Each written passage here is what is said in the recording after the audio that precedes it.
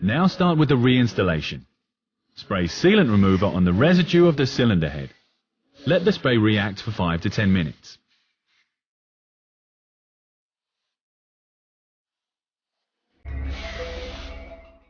Then remove the residue with a plastic wedge. Do the same on the front cover and the cylinder head cover.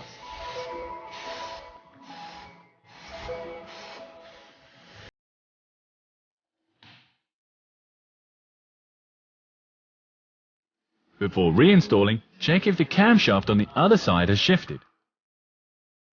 To do this, remove the camshaft hall sensor. Renew the hall sensor seal.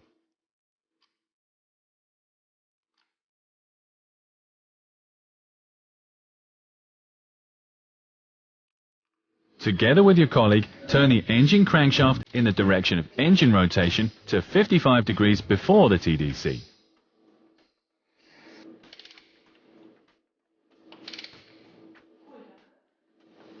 This corresponds to the 305 degree mark on the belt pulley. This must line up with the marker assistance on the timing cover. In addition, check for the marks on the pulse wheels. They must appear centered in the holes.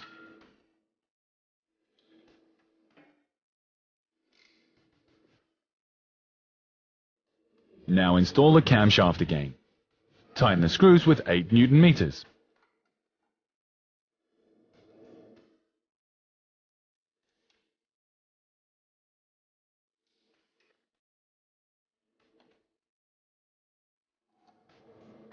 The camshaft adjuster is next.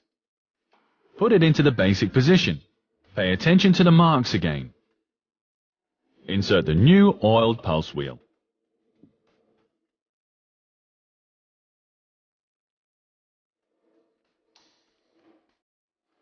Then put the tensioning rail back.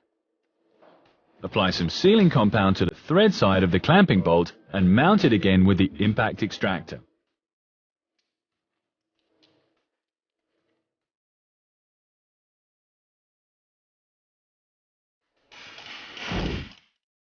You need the sealing compound and the gun for the cylinder head cover and the front lid.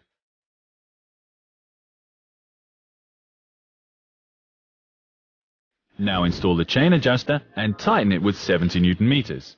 Then install the exhaust camshaft.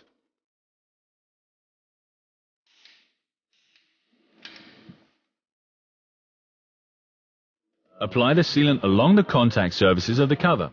Pay attention to the correct sealant path, as described in this. The rest of the installation is done in the reverse order.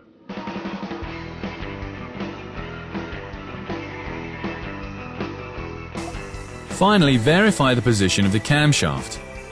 Are the markings on the pulse wheel visible in the holes? And does it line up with the 305 degree marking? Then everything is correct. After you've done a short test in star diagnosis and erased the error memory, the vehicle is ready for use.